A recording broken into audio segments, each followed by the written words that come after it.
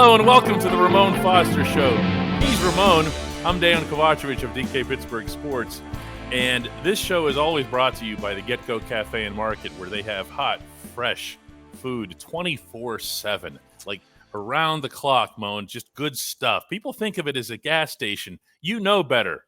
I know better. It's more than just that, man. It's a one-stop shop. Isn't that the word we're looking for? It is. It is a one-stop shop for everything. Yeah, let's get into some football, Moan. I could delay the process of bringing up the offensive line. I could say, hey, let's talk about this other thing. But the fact is, everything that we need to discuss about the Steelers emanates from that one position, doesn't it, right now? Yes, it does. I'll get more into. Well, I'll say this: that group was young, but there's no excuse still too. That group is new to starting full time. This is one of those situations where I kind of like tell people, like, just because you think you're worthy of something doesn't mean that it should be given to you. Like, there are different levels when it comes down to what the expectations are. And those guys right now just got to grow. And honestly, they got to grow up really fast. And the reason is because of this. It's a little bit because of the past. I think while we were in that moment of our offensive line, and I don't want to make it about what we did, but when we were in a moment of it, seems very seamless. It seemed very, we know what we're going to get ourselves into. And now we're seeing the other half of it where there's been a hard reset. Not just a reset, but a hard reset from right to left, to the guy in the center that held it down for over a decade. So you had an all-pro guy right next to him, and then you had me who had been there for a while, and Al coming and done this thing, and before that it was Gil. Like, there's been a steady consistency amongst that line from when it was me and Marquise of the last group that was there. And then you get Gil, and then you get Beecham, and then you get Dave, and then you get Al. Like, there has been no drop-off. We've been on autopilot for a while. So seeing this line, it's obvious why it's the number one topic in the city of Pittsburgh, the state of Pennsylvania, probably for the most part, because you're playing for a Hall of Fame quarterback. And there was some stuff that I saw on film, man, that was very, very uncharacteristic of what that line has been before me and while I was there. You getting your quarterback hit is one thing. Everybody has had that. Uh-oh. But the clip that everybody was talking about was Ben looked like he got hit by a car. He did. Two cars. Like, 2 cars. And again, it's one of those things, you taking up for your quarterback. Well, no. Nobody likes to get their quarterback hit, but it's gonna happen, people. Don't act like it's not going to happen. From the best player in the world that's ever played offensive line to one of the lesser guys that's ever played offensive, you're going to get them hit. But it's the fact of having pride in your job a little bit. It's the fact of also knowing that, look, that won't, at least reassuring them that won't happen again. And I think that's just where we are, to whereas I ain't going to say take pride in, because I know they do, but it's a factor of like, hey, you ask for these, you work for these starting positions. You're in them now. Now you got to uphold what comes along with that. And I got my guys, my group, me, Marquise, Al, and Dave talk. And it was one guy in the group that sent that message. I had saw it on social media, but the one where Ben looked like he got flung like he was a crash dummy, and nobody was there to help him up. Nobody was there to help him up. Turn the other direction.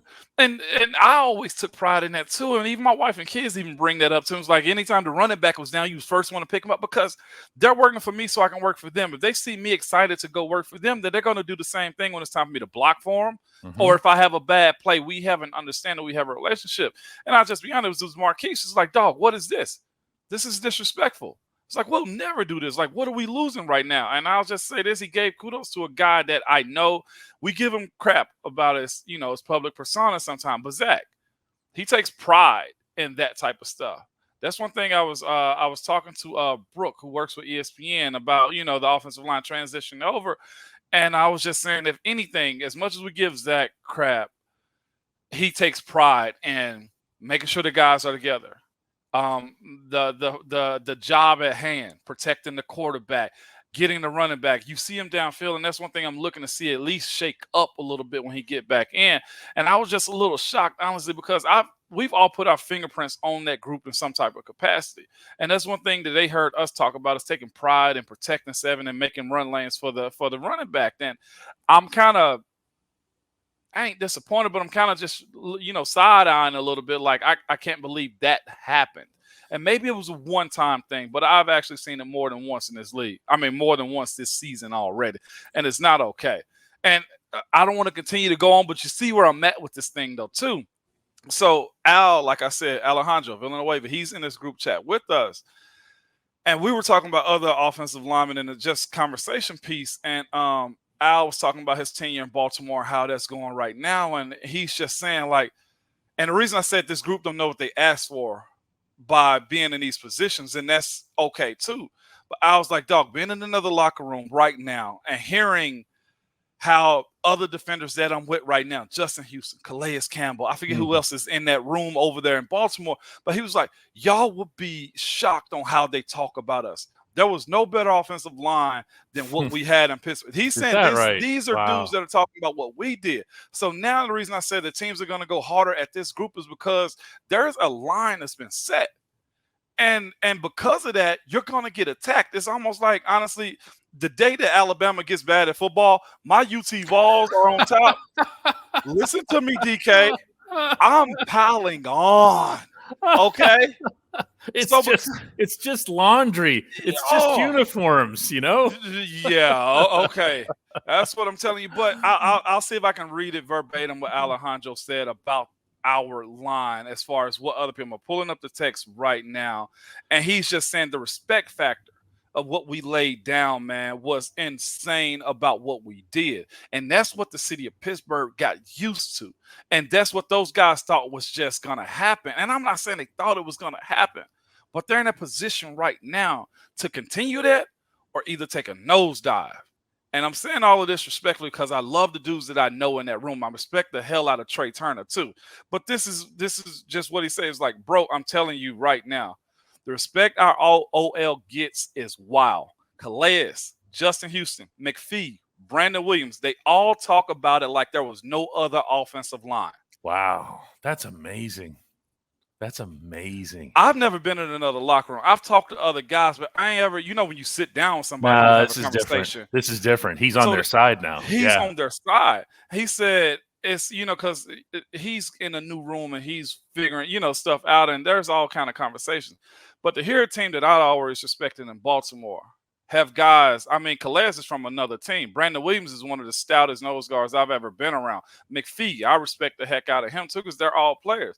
And to have that be said, and all of those years where you talked about the Cowboys offensive line or Cleveland or you know what I'm saying, like those teams, the Rams, he's like, those guys talk about us like there was no other offensive line in the NFL because that's the level of respect. That's how hard we went about it.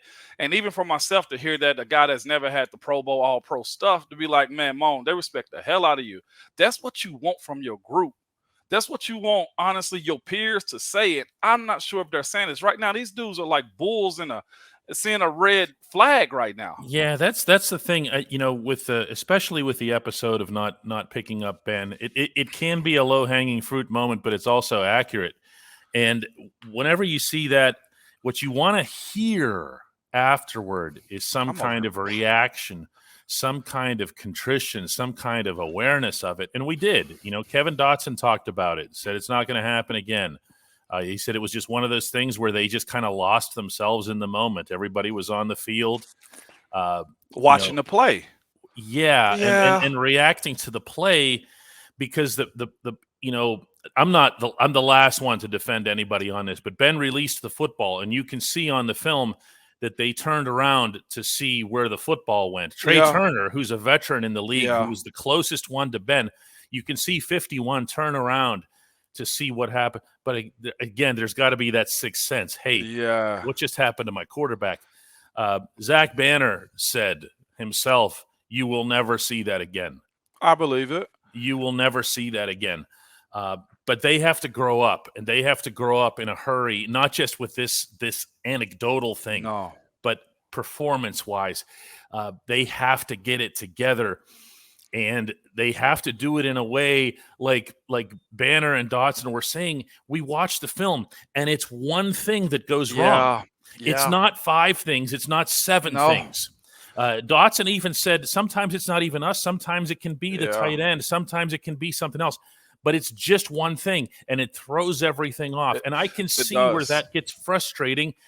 But, Moan, they got to stop it. I know. And I'm with you. And the thing is, if it was one game, then we have some, like, man, that was one game we can talk about it. But you guys had your, you guys would have your. I was there in Philadelphia, my friend. Yes, exactly. When the Eagles just ate you guys up all day long. Or Chicago's the same thing. Like that was the same. Like so I'm not saying it in the sense of being perfect, but it can't go from 1 week to the next. So this is your third go around, and you can't give this one up again, DK. And that's all I'm saying. And again, it's almost like instant replay. The touchdown is good until you slow it down. So right now, being able to see that clip over and over again and see Ben get pile drive backward and have national analysts and us talking about, man, they shouldn't have did this to Ben. Like, that's when it becomes a bad thing. And what I don't want to see is this an overreaction either. And again, for my guys that hear this or see this, like this, we all kind of went through this, but it's a factor of, like, you got to know that, listen and pay attention to the guys in front of you, because it's a part of you that you want to continue and say, man, y'all holding it down. And right now, like I said, it ain't just all them, but this ain't where we expect this O-line to be when you got, again, all the skill. They have talent. A hell of a running back. They have talent. And a quarterback so far that's proven that, look, my arm is back. My legs are back. I'm throwing guys off of me. And you want that last piece, DK, to really bring it on, man. Yep. Well, wow. When we come back, we'll talk about Steelers versus Bengals, but specifically from the prism of another point of concern for the Pittsburgh Steelers when we come back on the Ramon Foster Show. Welcome back to the Ramon Foster Show. Believe it or not, the Steelers do have other concerns besides the offensive line heading into Sunday's home game against the Bengals, and almost all of them, Ramon, have the word groin in parentheses after them. Joe Hayden has a groin injury. Devin Bush has a groin injury. Alex Highsmith has a groin injury. TJ Watt, most prominently, has a groin injury. I have to ask you, first of all, about groin injuries, because I know they're different for everybody, but I also know that they don't just go away. They don't just heal up. They don't, man. And it's one of those most tedious things. Groin injury and turf toe probably go hand in hand. Ooh. Because you can't. High ankle would be another one. Yeah? High ankle, but at least you can, walk or like gimp a little bit. With the groin, you take a sharp move, and it's a sharp pain that hits you really, really hard, man. And that sucks. Like, it's certain things that you do on the field, like pushing off with your toe. Like, I can't go if I got turf toe. With your groin, you do so many things you don't think about, like opening up, turning, running, sprinting. Like, I ain't gonna say it's not a serious injury, but it's one that can just hinder and linger for a very long time, to where you got to work through it. The rehab on it is very tedious because it's a growing area type of thing. And it's one of those, you just got to let it calm down before you actually get better at it. It really ain't a whole lot except trying to speed it up, massage the area, and just re-strengthen it as much as you can. And then it's this I guess has and kind of hit the Steelers a little bit, because they go hard in camp to a point to where it's like, man, you got to go. And I'm listening to the guys that kind of got him right now. TJ was out a little bit.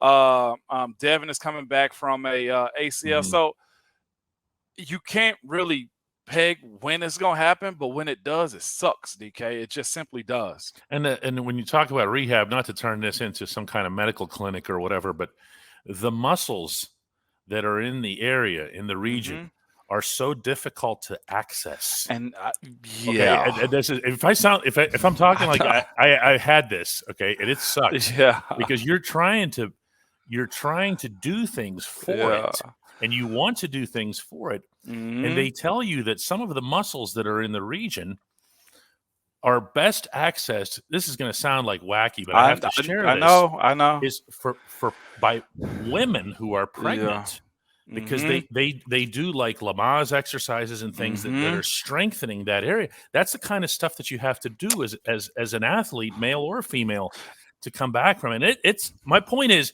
Ramon, every guy that I just mentioned, every guy that I just listed is a member of this defense who has to be explosive to be effective.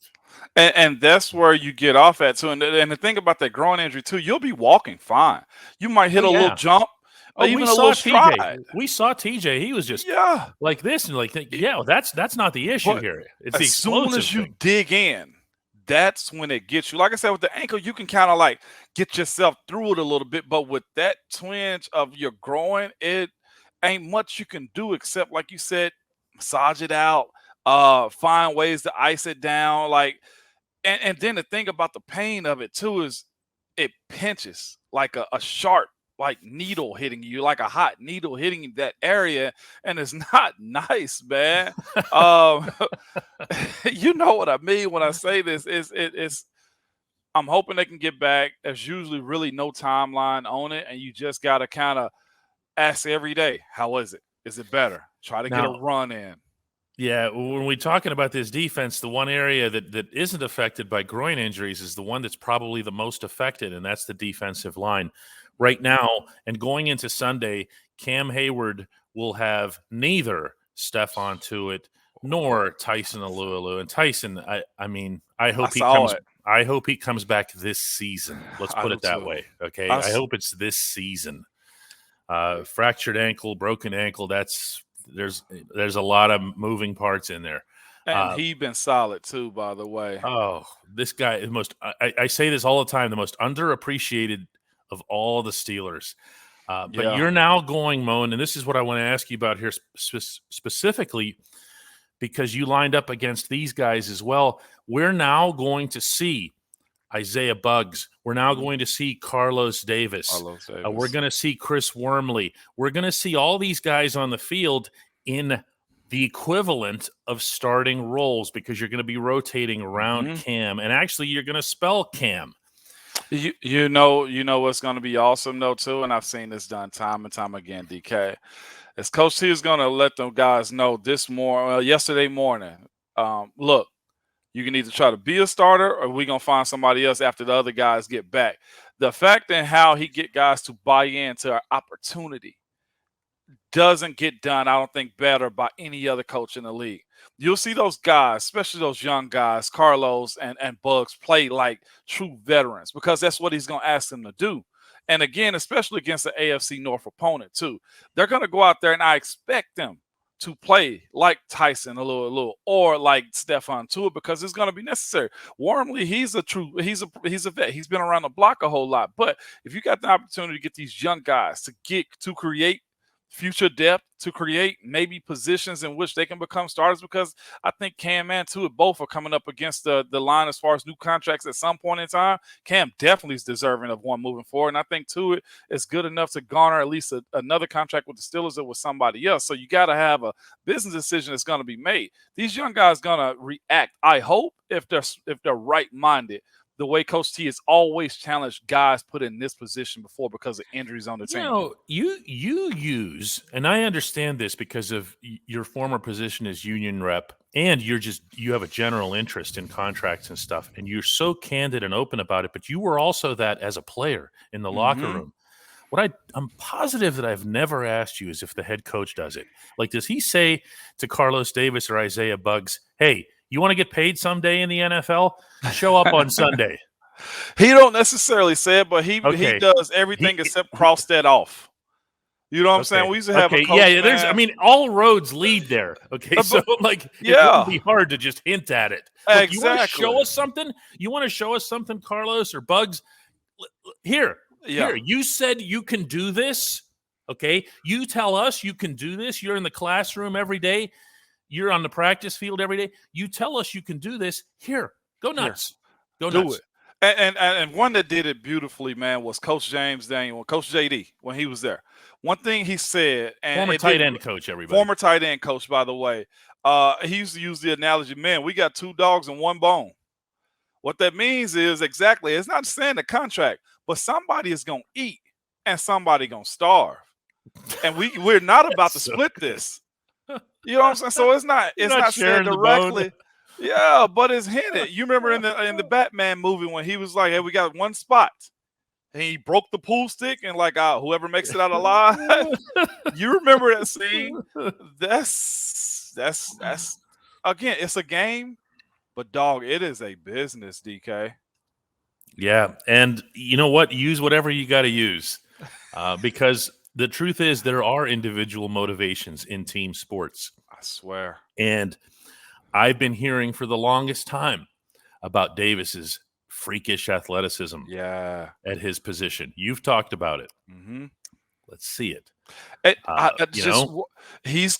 I would say Coach T introduced that on Wednesday, and that Saturday night meeting, he gonna elaborate a little bit. He might even say former guys that's taking Isaac Redman. He used this one before, Isaac Redman, or he would use me, or he would use Stephon Logan. Remember him? Like guys taking advantage and extended careers somehow, some way. Like I remember him saying, like Isaac Redman had T-shirts made about him, Red Zone Redman. Like he gonna make it known you better take advantage because it's sweet eating off that bone. Isaac Redmond lives on with his organ. I hear that story constantly. It's amazing. A guy that wasn't around that long, and I'm convinced he gave himself the nickname. By the way, I don't know who did. You can't give yourself nicknames. That's like rule number one of society. But I'm convinced Red Zone Redmond came right from his corner back there. I'm convinced of it. I think it might have been BA that came up with that, man. Was it? Okay. I think it was. Well, that wouldn't surprise me either. When we come back on the Ramon Foster Show, a slice of life with Moan that you will not want to miss. Welcome back to the Ramon Foster Show, and it is time, as always, in our third and final segment for a slice of life. And Moan, a lot of people have been urging you to take up coaching. It turns out you took them up on it in a way. I did. It's not what you think. It's 8U flag football. 8U flag football. That sounds like mass chaos. It is, man. So last night was our first practice. I will admit I got some little athletes on this team. I'll say this too. My son's on this team, Miles, my youngest. It's 8U, but they're 9 years old. All of them are, okay? They retrograded, I guess, from last year's cancellation. I see, because of the pandemic. Yeah. Because of the pandemic. So they're signed up for that. But they're all 9, and they'll be playing against 9s too. So my youngest, Miles, is on the hoops now. I got his little cousin on the team too. My neighbor's kids on this team too. So I got those 3, and I got 3 new kids. Well, how many? 4 new kids too. So it's 7. It's 5-on-5 flag football. And let me tell you, cancel Madden, okay? Cancel all of the video games that involve football. Take the highlights off of TV. Do everything you need, because every single kid out there, DK, to a T, is out there trying to juke in space, cut back all across there. They're hitting the B button. Oh, they're hitting the spin move, the juke move. I'm like, yo, stop. Even my own kid, DK, and he knows football. So he's running the ball because I put him at a different position. He's running the ball, carrying it like a loaf of bread, carrying it like Shady McCoy. Oh, you know, no. I was about to lose it, dog. I'm like, Miles, stop right now. I was like, why are you carrying that ball like that? And so I had to stop practice, dog, and bring them all in. I was like, guys, look, are you Odell Beckham? No, sir. Are you Saquon Barkley? No, sir. Are you Patrick Mahomes? No, sir. Why are y'all out here trying to run around like you're them already? And I had to just simplify it and break it down, because I'm like, what's the fastest point in order for us to score? Go to the end zone. Can we go to the end zone, stand in spot, shaking each other? No, sir. I was like, when you stand in place and try to juke somebody, everybody is running to you. So I don't care what you do. You better be running forward. If you cut, it better be one cut, and you better get upfield. DK, I'm not for the antics on the football field at all. We're going to play this game right, man. Oh, man. But the move part is something that I hadn't really considered when talking about youth sports, because usually when anyone brings up video games, the context is they're not even outside in the first place. Yeah. Okay. No. So you at least have a group of children who are outside in on grass playing a sport. So you've already achieved. Yeah, no, I like I said, but I hadn't thought about trying to live out moves. Off of the game. My son is running and skipping and then run again. I'm like, boy, if you don't get upfield and get me my extra yards, I'm gonna lose it. But to your point about the kids, I know my son at the school, they play on the playground. They do like football almost every day they can. So he's in it. He's chomping at the bit to play tackle. And truth be told, DK, my oldest is a football. Well, he's baseball/football and a little bit of basketball. My youngest, though, all football. I'm telling you right now, this is me in the gloating dad moment. When he finally gets it, he gonna be monstrous. I see it. And I'm trying to pull him back to be like, hey, let's make sure we know what we're doing. Do you like, and I tell him sometimes, like, and this is what I tell all the kids, when you play football, there's a meanness to it. There are no friends out here. We compete. And my motto, if it's a game between me and you, I'm going to step on your neck to get what I want. But I'm not there yet with them, DK. No, you're definitely not. I want them to learn. This is be good. Flag football here. It's flag okay, football. Yeah. Dad has to I got to bring it back. but I also can see, okay, this I'm gonna share this with you because I coached youth hockey and I coached my kids in hockey. And you can't hold back, Moan. You can't. You want to? You tell yourself on the whole drive there, this is the one. This is the one. I am going to be calm. I'm not going to be a parent. I'm going to be a coach. There's a difference. I'm not going to yell, shoot it. Okay. I'm not going to do that. You just can't. You can't. No. And so trying to hold back, DK, what's the position everybody wants to play for the most part? They're all quarterbacks, man. They're quarterbacks out of the womb. And I went through that last night. Okay. And so I'll say this, full disclosure. My kid is running the quarterback position primarily because his hands are big enough to handle the ball. Mm-hmm. He's watched enough football to understand do this, do that, and do this. Mm-hmm. But while I'm running these plays, they got wristbands. I got them wristbands. Play one, they look down at the wristband and get it. And every kid in between plays, Coach, can I play quarterback? Coach, can I play quarterback? Between plays? Between plays. That's awesome. I'm like, awesome. The more you ask me, you're not going to do it. And so I'm going through that. And towards the end of the practice, I let two of them do it. One of them was like, Coach Foster, I don't want to play quarterback anymore. And I was like, yes, one down. You got one down. Let's see. Son, how do you feel about left guard? Exactly. And then another one, I let him do it, and it was a handoff on a run play. He threw the ball. I was like, no. Oh, jeez. But when it comes down to the game, I'm like, Miles, like, you got to do it. Like, I know it's the cliche coach's kid playing quarterback. But in this case, I let other kids do it, and I kind of did it better. Where's he going to play? My kid, Miles already know it. He's either, if anything, he's a blocking tight end, but he'll be a monstrous D tackle, D end, I think. Oh, he said, when he starts to play, because RJ is longer, right? RJ's 6'2". Yeah, RJ's really long. 6'2". I posted some of his clips on my IG page of him pitching and hitting. Oh, he almost went over the fist on 300. On the 300-foot field. First time on the big field. He smoked it this past week. But Miles, I think if anything, if he wants to play, I'm gonna put him D tackle. Yeah, because he has more of the capability to. Yeah, he's already got some mass. Like he's out at some point, but he's Cam also got Hayward the athleticism. Type. Yeah, that makes like sense. A young Cam, man. Yeah, that's wow, Coach Foster. And I'm telling them play all. Quarterback. I love it. I'm gonna give you the ball. Ramon, we really should do another Ramon Foster show next week. You know that? You send it like we're not gonna... No, I'm not. I just wanted to see your reaction. Hey, this ain't cancel culture between me and you. No, we will be back. Hey, we appreciate everybody checking this show out. Just want to say that. And I know last week, and Ramon, you were looking at some of the comments under it, and you were like, hey, they kind of like this. Like, yeah, they like you. I'm in the comments. I'm in the comments too, man. So, anyway, let's do it again next week. I'm all for it, DK. I'll be here. All right, Mo. Take care, man.